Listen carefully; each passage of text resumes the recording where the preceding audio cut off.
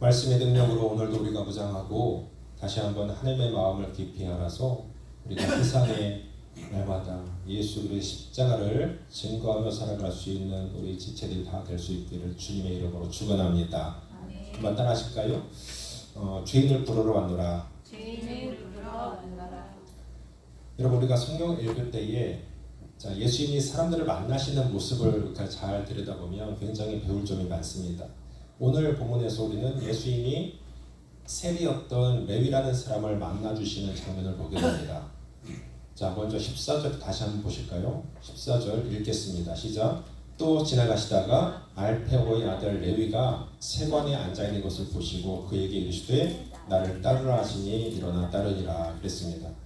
여기서 여러분 보시고라는 단어에 주목해 보세요. 예수님이 누구를 보셨어요? 세리였던 레위를 보셨다는 겁니다. 그를 보셨어요. 자, 이 자체가 그 당시에는 보통 일이 아니었습니다. 왜냐하면 세리라는 직업은 그 당시에 유대인들에게 있어서 가장 기피하는 대상이었기 때문입니다.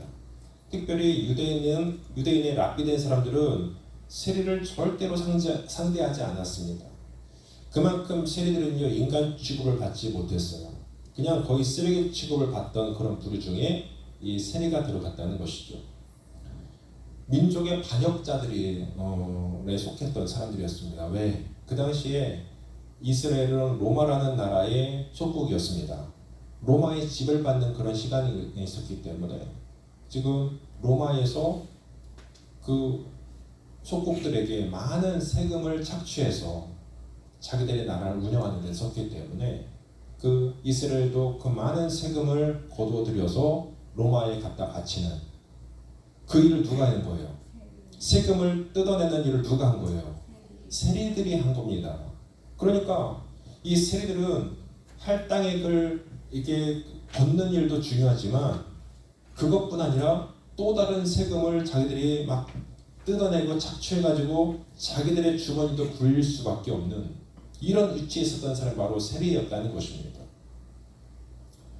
우리가 알듯이 로마는 강력한 군국주의 사회였습니다. 그렇기 때문에 나라도 컸고요. 또 수많은 그 사람들과 군대들을 먹이고 입히기 위해서는 많은 그런 돈들이 필요했을 겁니다. 그러니까 많은 세금들을 뜯기에 좀 혈안이 돼 있었을 거예요. 바치라는 어떤 할당이 이게 참 많았을 겁니다. 자, 로마의 세금 제도가 어떻게 있었냐면 크게 두 가지가 있었는데 요즘 세금 제도와 비슷해요. 직접적인 세금, 정세라고도 하는데 사람의 머릿수만큼 우리도 그 주민세 내지 않습니까? 그것과 똑같이 사람의 머릿수만큼 내는 세금이 있었고, 그리고 그 보유한 토지만큼 세금을 내는 토지세도 있었고요. 또 12세부터 65세까지 그들이 소득에 따라서 또 소득세도 내기도 했습니다. 그렇기 때문에 지금 우리의 어떤 세금 제도와 비슷하다고 볼 수가 있겠습니다. 그래서 로마가 정한 이 세금을 직접 그들에게 납부해댔기 때문에 여기에서는 세리들이 뜯어먹을 게 없어요. 그런데 두 번째 세금의 어떤 종류가 바로 관세가 있었습니다. 관세는 통행세로도 하는데 이것이 바로 세리들이 주로 노리는 세금의 명목이었어요. 세관에 앉아 있었다는 것이 바로 그 뜻입니다. 세관에 앉아 있어서 통행하는 사람들을 다 세금을 뜯은 거예요. 그러니까 이 통행세는 사람은 물론 사람이 지나갈 때마다 세금을 뜯고, 그리고 마차가 지나갈 때 마차에도 세금을 뜯고, 그리고 마차에 바퀴가 좀 많은 그 수레가 있으면 그 바퀴 수를 세워서 또 세금을 뜯었대요. 그리고 심지어는 물고기를 잡는 사람들을 물고기 수를 세워서 세금을 뜯었대요. 이게 바로 다 세리의 주머니에 들어갈 수 있는 그런 세금이었다는 것입니다. 그리고 세금을 더 잘 걷기 위해서, 세금 안 내는 사람들을 위해서 살인 청부업자까지 동원할 수 있는 이런 것이 바로 세리의 어떤 그런 목적이었다는 겁니다. 자, 이런 세리들이 있었으니 이 유대 사회에서 그 세리들을 바라보는 시선이 어땠겠습니까? 이들은 민족적인 반역자예요. 로마에 갔다가 세금을 바치죠. 그리고 자기들의 주머니를 위해서 정말 모든 것을 다 그냥 세금을 매겨가지고 거기서 뜯어가지고 세금 뜯어서 자기들 주머니에 불리는 이런 매국노, 이런 사람들이 바로 세리였다는 것이죠. 오로지 돈만을 목적으로 지독하게 살아갔던 사람들. 여러분, 지금도 이런 생각하는 사람들이 많죠. 돈이면 다 된다. 뭐 돈을 벌기 위해서는 내가 못할 일이 없다. 이런 마음을 가진 사람들이 분명히 요즘도 많습니다. 이들이 지금 이 당시 유대 사회에서 세리로 살아간다는 것은 어떤 취급을 받는 것을 이들이 알고 있어요. 처음에 세리가 될 때 그들이 그걸 모르고 됐겠습니까? 어떤 취급을 받는지를 다 알고 있으면서도 오로지 뭘 위해서? 돈을 위해서 그들은 세리가 된 사람들입니다. 그러니까 굉장히 이기주의적이고 그냥 자기밖에 모르는 사람들, 돈을 위해서라면 자기의 모든 것을 다 빼앗겨도 나는 괜찮다. 오로지 돈만 벌면 된다. 이게 바로 세리들이 갖고 있었던 직업 사상이었거든요. 그러니까 이 세리 앞에 서면 사람들이 뭐 굽신거리고 아첨하는 말을 하긴 하였지만 뒤돌아서면 어떻겠습니까? 뒤돌아서면 침을 뱉고 욕을 하기 십상이었어요. 야, 저 나쁜 놈, 거머리 같은 놈, 매국노, 찢어 죽일 놈, 인간 쓰레기, 상종 못할 인간들. 이것이 바로 세리들에 대한 어떤 그 관심이었고 욕이고 저주스러운 말들이었습니다. 자, 이렇게 유대인들로부터 왕따당하고 지극히 소외되었던 이런 삶. 자, 그런데 이제 레위는, 여기 본문에 나오는 주인공 레위는 세리가 되었을 그 순간부터 자기가 작정을 하였지만, 돈 버는 것이 목적이었지만 자기가 그렇게 해서 돈을 많이 벌었어요. 실제로 돈을 많이 벌어봤더니 돈이면 다 될 줄 알았는데 돈으로 되지 않는 것들이 있다는 것을 느끼기 시작합니다. 돈으로 다 될 줄 알았어요. 그런데 돈이 있어도 되지 않는 것들, 오히려 돈을 통해서 자기가 잃어버린 것들이 너무나 많다는 것을 깨닫기 시작합니다. 자기들에게서 사람이 다 떠났어요. 가족도 자기를 인정하지 않습니다. 친구도 없습니다. 누구도 자기를 사람 취급하지 않아요. 여러분, 돈이 아무리 쌓여있어도 인간 취급받지 못하고 쓰레기 취급받는다면, 벌레 취급받는다면 여러분 그 인간으로서 살 맛이 있겠습니까? 지금 바로 이 레위라는 사람이 그런 마음을 지금 품고 있는 거예요. 아, 아니구나. 내가 인생을 지금 잘못 살고 있구나. 아, 이게 아닌데 내 인생이 지금 너무나도 그 잘못된 길로 들어서서 돌이킬 수가 없구나. 이런 고민, 갈등, 이런 것들이 지금 계속해서 그 레위의 마음을 사로잡고 있는 거예요. 자기가 이 세리를 지금 당장 때려치우고 내가 다른 직업을 선택할 수도 있었지만, 그런데 그것도 쉽지 않아요. 왜? 저 사람은 이미 세리였던 사람들인 것을 다 알기 때문에 만약에 다른 직장을 구한다 할지라도 인정하지 못할 겁니다. 자기가 세리였다는 것을 꼬리표를 떼지 못한다는 것입니다. 그런데 그런 레위에게 예수님이 시선을 돌리시고 그 레위를 바라보셨다는 겁니다. 이건 보통 일이 아니에요. 사람들은요, 이 세리가 지나갈 때 레위를 만났다 그러면 다 그냥 그 고개를 숙여버리고 쳐다보지도 않고 지나가기 바쁘고 외면하고, 이게 바로 사람들의 반응이었는데 예수님은 그렇지 않으셨어요. 그 레위를 바라보셨어요. 그것도 그냥 바라보신 것이 아니라 사랑스러운 눈으로 그를 바라보셨어요. 피하지 않으십니다. 그리고 그 눈길로 그 속에, 내면 속에 그가 갖고 있는 눈물과 아픔, 갈등, 이런 것들을 다 꿰뚫어 보셨어요.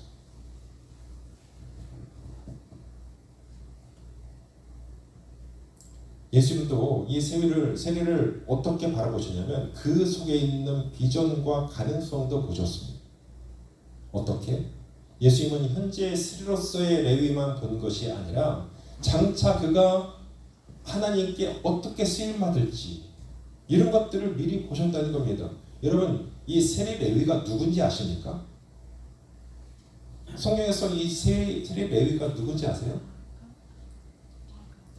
이 세리 레위는요, 예수님이 제자 삼으실 때 세리를 부르셨던 그 사람 중에 하나가 바로 마태입니다. 마태.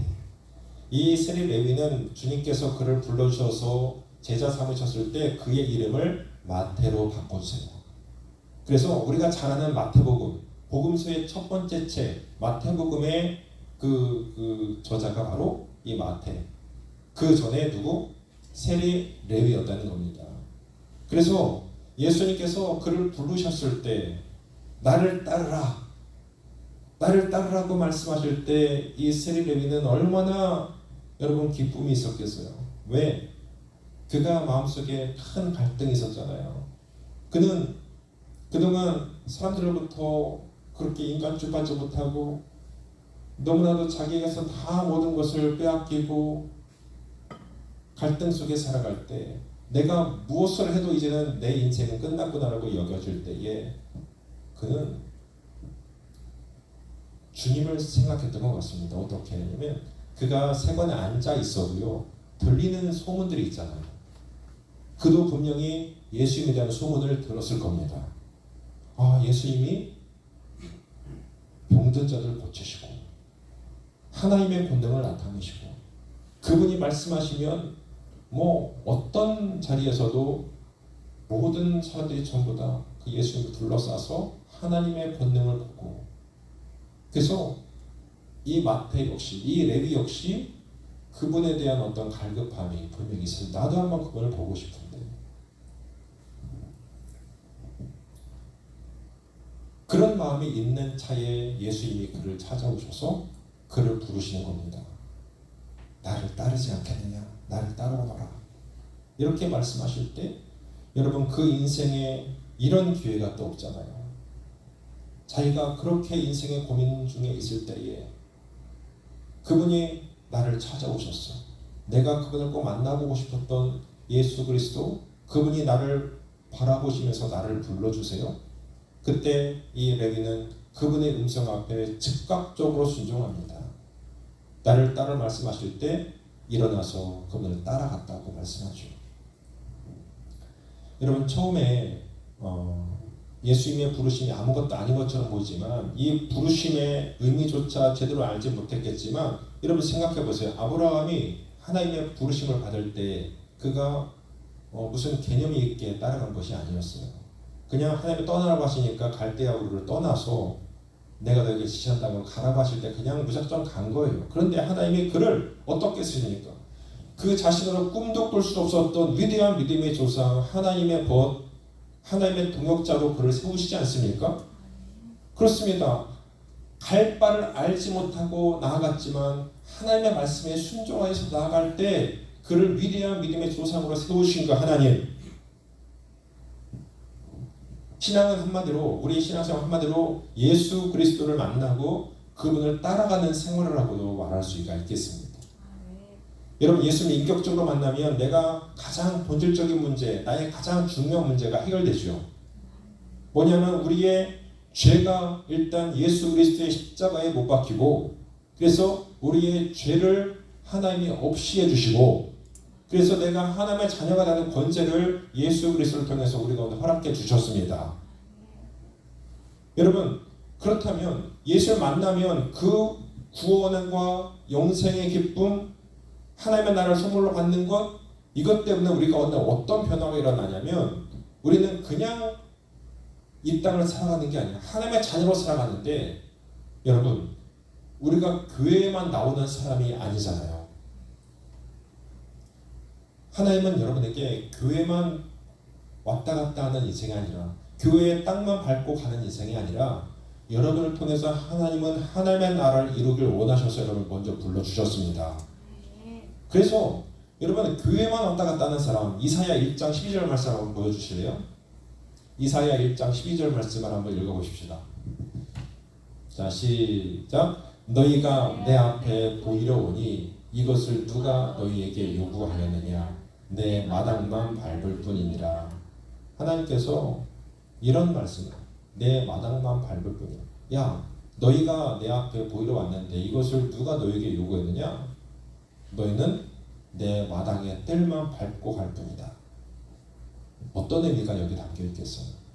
너희가 아무리 내 앞에 와서 주여 주여 예배한다고 하지만 그러나 너희의 속사람을 내가 보니 너희는 그냥 내 성전의 뜰만 밟고 가는 인생 것. 그 이상이 아니구나. 여러분, 이 말씀을 한번 생각해 보세요. 제일 불쌍한 사람이 바로 이런 사람 아니겠습니까? 예배하러 왔습니다. 주님 앞에 나오게 했지만 예수를 인격적으로 만나지 못하면 우리 신앙생활에 전혀 기쁨도 없고 그냥 의무적으로 왔다 갔다 하고 그냥 끌려서 꼬투리 껴서 오는 그런 송아지같이 그냥 왔다 가는 인생, 무슨 의미가 있어요? 그렇게 신앙생활하면 우리가 절대로 우리 신앙의 진보가 있을 수 없고, 그러니까 예수님을 인격적으로 만나지 못하면 우리 신앙생활이 그냥 부담일 수밖에 없어요. 남들이 느끼는 기쁨과 소망, 즐거움 이런 것들을 전혀 깨닫지 못합니다. 나아가 열매도 맺지 못합니다. 그냥 성전의 뜰만 밟고 가는 인생. 여러분, 우리가 그런 인생 되지 말아야 되지 않겠습니까? 참된 신앙생활은 예수님을 만나는 것입니다. 예수님과의 관계가 날마다 깊어지는 거예요. 그분의 제자가 된다는 것은 그분을 따름으로 예수님을 본받고 그분처럼 우리가 이 땅을 정말 믿음으로 정복해가는 사람이 되어야 되는 것, 그 분량까지 나가야 된다는 것입니다. 그리고 예수님을 쫓아가다 보면 그 은혜가 너무나 놀라워서 너무 좋아서 그래서 예수님을 속게 것이 뭡니까? 전도예요. 그 은혜를 그냥 가만히 있을 수 없어서 내가 갖고 있는 내가 받은 은혜를 이젠 증거하지 않을 수 없어서 세상에 나아가서 예수를 전파하는 것이 바로 전도잖아요. 우리가 다음 주에 이제 실제적인 전도에 대해서 배워보는 시간을 가지려고 하는데, 어떤 사람들은 전도한다고 하면서도 자기를 나타내는 사람이 있어요. 또 어떤 사람들은 전도한다고 하면서 오히려 전도를 방해하는 사람들도 있습니다. 성도들 중에도. 여러분, 지난주에도 제가 언급했던 수르보니게 여인을 한번 생각해 보시면, 그 수르보니게 여인이 그 자기의 딸이 심각한 귀신이 들려서 고통당할 때 예수께 나왔죠. 내 딸을 주님 고쳐주세요. 저 귀신 들린 제 딸을 불쌍히 여주세요. 이렇게 나왔을 때 제자들이 뭐라고 했는지 아십니까? 그 주님에게 훈련받는 그 제자들이 뭐라고 했냐면, 주님, 저 여자가 너무 떠들고 빈착해 합니다. 쫓아버립시다. 이랬어요. 주님의 마음과 전혀 동떨어진 오히려 방해꾼들이 되고 있는 거예요. 그 여인의 심정을 전혀 알지 못하고 그냥 시끄럽다고 저 여인을 주님 쫓아버려야 되지 않겠습니까? 이렇게 말했던 것이 제자들의 반응이었습니다. 또 소경 바디메오가 예수님 앞에 달려나와 주여 주여 나를 불쌍히 해달라고 소리 지를 때에 한 번도 세상을 보지 못했던 그 소경 바디메오, 그를 좀 불쌍히 여기는 마음이 제자들에게도 있어야 될 텐데 제자들은 뭐라고 했는지 아십니까? 야, 인마 잠잠해, 시끄러, 잠잠하라, 그래요. 성경에 보니까 바디메오를 향해서. 그들은 지금 주님은 그들을 살리고자 하는 마음이 풍성하신데, 어떻게든 그를 살리고 싶으신데 제자들은 오히려 그들을 방해하고 있어요. 하나님의 역사를 방해하는 인생들. 여러분, 오늘날 사람들이 예수 믿고 교회 나오는데 가장 걸림돌, 방해 요인 중에 하나가 바로 우리인 것 같아요. 우리도 주님의 일을 한답시고 오히려 주님의 일을 방해하는 방해꾼 아니었나지요. 내가 오히려 주님의 자녀다운 삶을 살지 못하고 하나님의 원하시는 어떤 그런 자리에 있지 못하고 우리가 오히려 교만하여서 거들먹거리고 남들보다 내가 좀 믿음으로 우월한 것 같고 오히려 알게 모르게 우리가 복음을 방해하고 주님의 일을 방해하는 방해꾼은 아니었는지 한번 생각해 볼 필요가 있어요. 저와 여러분이 성전의 마당만 밟는 인생 되지 마시고 주님의 나라 확장을 방해하는 인생 되지 마시고 주님의 마음으로 영혼들을 바라보면서 희종여일하게 예수님을 따르는 삶을 살게 되기를 주의 이름으로 축복합니다. 이런 예수님의 부르심에 레위의 반응을 한번 보시겠어요? 14절 말씀. 나를 따르라 하시니 일어나 따르니라. 그는 일어나 즉시 따랐습니다. 다른 제자들도 마찬가지였죠. 다른 제자들 그 그물과 배를 다 버리고 예수님을 따라간 것처럼 이 레위도 주님의 부르심에 즉각적으로 순종하여서 그 세리의 직업을 다 내팽겨치고 주님을 따라갑니다. 여러분, 예수님의 제자는 이처럼 결단하는 순간이 옵니다. 주님을 만난 사람들은 분명히 결단의 시간이 와요. 주님의 자녀로서 내가 어떻게 살아야 되겠다는 마음을 성령께서 부어주시기 때문이에요. 그러면 그렇게 좋던 것들이 우선순위가 주님께로 옮겨지는 경험을 하게 되는 것입니다. 우리의 삶에 정말 제일 우선순위가 되었던 그런 것들이 뭘로 바뀌냐면 주님으로 바뀌는 거예요. 그래서 우리가 그렇게 사랑했던 것, 그렇게 내가 제일 순위에 여겼던 것, 이것들이 바울같이 그런 것들의 가치를 다 그냥 쓰레기처럼 배설물처럼 내가 버려버리고 오히려 주님의 일, 주님께서 나에게 원하시는 일, 이런 것들이 보이기 시작하고, 그래서 그런 것들을 통하여서 하나님 앞에 내가 쓰임받기를 갈망하면서 살아가는 인생, 그게 진짜 예수 만난 사람들의 삶의 모습이지 않겠습니까? 여러분, 15절 말씀을 보시면 레위가 예수를 만나고 싶고 예수를 쫓아가면서 제일 먼저 했던 일이 뭐냐면 잔치를 벌인 일이었습니다. 15절 말씀 보실까요? 그의 집에 앉아 잡수실 때에 많은 세리와 죄인들이 예수와 그와 제자들과 함께 앉았으니 이는 그러한 사람들이 많이 있어서 예수를 따르미로라. 여기 보니까요, 레위가 예수를 만나고 예수를 따르기로 작정한 이후에 너무나도 기뻐서 자기의 집을 오픈하고요, 많은 사람들 초청하여서 잔치를 벌였어요. 예수님과 함께. 한번 상상을 해보세요. 그런데 거기에 모여든 초청받은 사람들이 어떤 사람들이었다고 말씀합니까? 세리와 죄인들이, 그랬죠. 세리와 죄인들이 예수와 그 제자들과 함께 앉았다. 여기 초청된 사람들은요, 일반 사람들이 오지 않았어요. 전부 다 이 지금 자기가 맡았던 세리 그 동료들, 그리고 사람들에게 인정받지 못했던 죄인들, 이런 사람들이 초청되었습니다. 그런 사람들이 예수님 그 곁에 많이 모여들었어요. 그러면서 주님과 함께 앉아 먹고 마시며 하나님의 나라의 구원잔치를 즐겼습니다. 그런데 이런 은혜로운 잔치를 보면서 비난하는 사람들이 있어요. 16절을 보세요.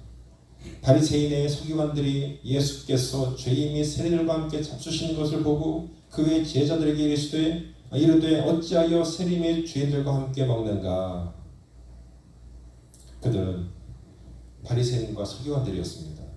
예수께서 죄인과 세리들과 함께 먹고 마시는 것들을 바라보면서 제자들에게 너희들 선생은 왜 저 모양이냐, 왜 죄인들과 세리들과 저렇게 먹고 마시느냐, 이해가 되지 않는, 그들 입장에서는 절대로 이해할 수 없고 용납할 수도 없는 일을 지금 예수님이 하고 계신 거예요. 바리새인들 입장에서 보면 세리와 죄들과 함께 먹고 마시는 예수의 모습 절대로 용납이 안 되는 거죠. 이해되지 않는 정도가 아니라 아예 예수님을 그들과 함께 똑같이 죄인 취급하고 있어요. 자기들의 율법적인 생각과 잣대로 예수님을 함께 세리와 함께 그냥 정죄하고 있는 것이죠. 예수님은 지금 생명을 살리려고 애쓰고 계시는데 바리새인들은 그런 예수님을 정죄하고 어떻게 하면 그분을 죽일까, 죽일 음모를 꾸미고 있어요. 왜 이렇게 됐습니까? 바로 그들의 완악함 때문이 아니겠습니까? 그들은 자기들은 의롭고 저들은 악한데, 저들은 죄인인데 왜 저 예수라는 선생은 저 쓰레기 같은 인생들과 함께 구하면서 먹고 마시는가? 자기들이 옳은 거예요. 자기들이 오히려 의로운 겁니다. 근데 자기들이 갖고 있는 잣대를 예수께 들이대니까 예수님이 절대로 인정할 수 없는 일을 하고 있는 것이겠죠. 그때 예수님이 뭐라고 말씀하시냐면, 자 17절 말씀 한번 읽어봅시다. 17절 시작. 예수께서 들으시고 그들에게 이르시되 건강한 자에게는 의사가 쓸데없고 병든 자에게라야 쓸데있느니라. 나는 의인을 부르러 온 것이 아니요 죄인을 부르러 왔노라 하시니라. 여기 보니까요, 예수님은 참 적절한 비유를 하셨습니다. 그 바리새인들에게 뭐라고요? 야, 의사가 누구에게 필요하겠니? 의사가 병든 자들에게 필요하지 않겠느냐? 병든 자에게야 의사가 쓸모 있는 것이지 건강한 사람에게는 의사가 필요 없지 않겠느냐? 그러면서 뭐라고 말씀하시냐면 내가 온 것은 의인들을 부르러 온 것이 아니다. 나는 죄인을 부르러 왔다. 이렇게 말씀하세요. 예수님이 이 땅에 오신 게 바로 그거 아니겠습니까? 죽어가던 죄인들을 살리시기 위함 아니겠습니까? 저와 여러분도 거기에 범죄에 다 들어간 사람들입니다. 저와 여러분도 여러분 하나님께서 우리를 구원하시기 위해서 우리의 죄를 용서해 주시기 위해서 그분을 보내주시고 그래서 그분이 우리 가운데 사람으로 오셔서 십자가에 죽으시는 것은 뭡니까? 죄인된 우리를 주님이 의인을 부러 오신 것이 아니라 죄인을 부러 오셨기 때문에 우리 같은 죄인도 하나님의 자녀가 될 수 있는 은혜와 권세를 허락하시기 위해서 그분이 오셨기 때문에 오늘도 저와 여러분이 하나님의 자녀로 이렇게 예배의 자리에 있는 거 아니겠습니까? 그렇습니다. 오늘 본문이 계속 보여주는 주님의 모습은 바로 생명을 살리시는 모습이에요. 주님은 사람을 중요하게 생각하십니다. 그래서 나그네 고아, 과부, 창녀, 병든 자들 이런 사람들을 소중히 여기시고 남들에게 인간 취급받지 못하는 그 인생들을 직접 찾아가셔서 그들을 만나주시고 그들의 손을 잡아주시고 그분을 안아주시고 그들을 위로하시면서 오히려 그들에게 하나님의 나라를 선포하십니다. 그러면서 주님께 가장 골칫덩어리였던 인생들은 바로 종교적인 외식자들, 그 당시에 서기관들, 바리새인들, 이 사람들이 오히려 주님께 가장 골칫덩어리였던 사람들이 바로 그들이었습니다. 자기 의에 충만했던 사람들.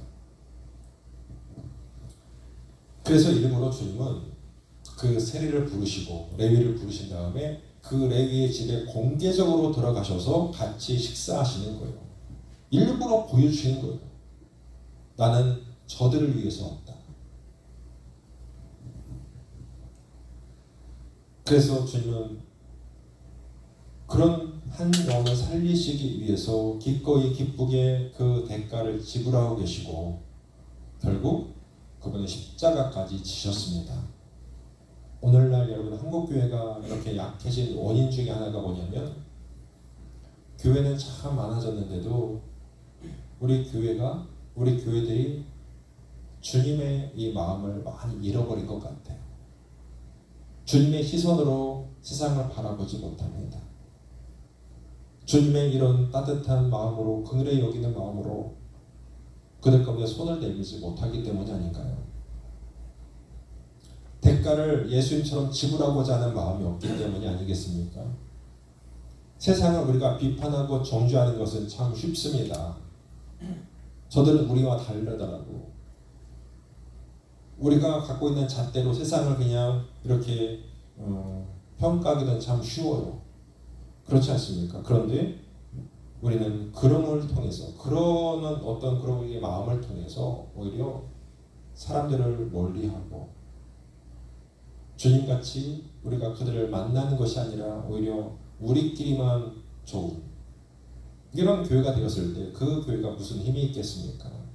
그래서 한국교회가 그런 주님의 마음을 많이 잃어버렸기 때문에 이렇게 이 지금 사회에서 많이 그 힘을 잃어버린 것이 아닌가 생각을 해봅니다. 사랑하는 여러분, 살리기 위해서는 예수님처럼 그들을 따뜻한 시선으로 바라봐야 되지 않겠습니까?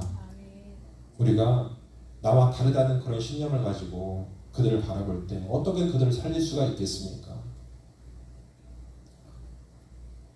그들에게 실제적인 필요를 채워주기도 하고 우리가 지난주에도 그랬잖아요. 대가를 지불해야 되지 않겠습니까? 영혼 하나 살리기 위해서 대가를 지불하는 그런 일들이 참 우리에게 많이 필요합니다. 어떻게 해서든 어떤 대가를 지불해서라도 그 영혼을 살릴 수 있다면 우리는 그 대가를 주님처럼 지불해야 되는 인생이 되는 것입니다. 저와 여러분 지금 어떻게 살고 있습니까? 우리가 죽어가는 사람을 살리는 예수의 제자로서의 삶을 살고 있습니까? 아니면 오히려 바리새인들처럼 생명을 죽이는, 오히려 복음을 방해하는 방해자로 살고 있지는 않습니까? 우리가 다시 한번 우리의 믿음을 돌아보시고 오늘 예수께서 우리를 동일하게 불러주고 계세요. 어떻게 해요? 사랑하는 딸아, 사랑하는 아들아, 나를 따르라. 나를 따르라고 하셨던 이 레위, 세리 레위, 장차 마태가 될 이 세리 레위를 부르셨던 그 따뜻한 음성, 나를 따르지 않겠느냐. 주님, 그 부르심에 우리가 응답할 수 있는 지체들 될 수 있길 바랍니다. 그래서 이 부르심에 레위같이 반응하여 기꺼이 주님의 제자가 되어서 세상을 변화시키고도 남음이 있는 그 주인공들로 주님 앞에 크게 쓰임받는 우리 주님의 백성들 다 되실 수 있기를 주님의 이름으로 간절히 축원합니다. 기도하겠습니다.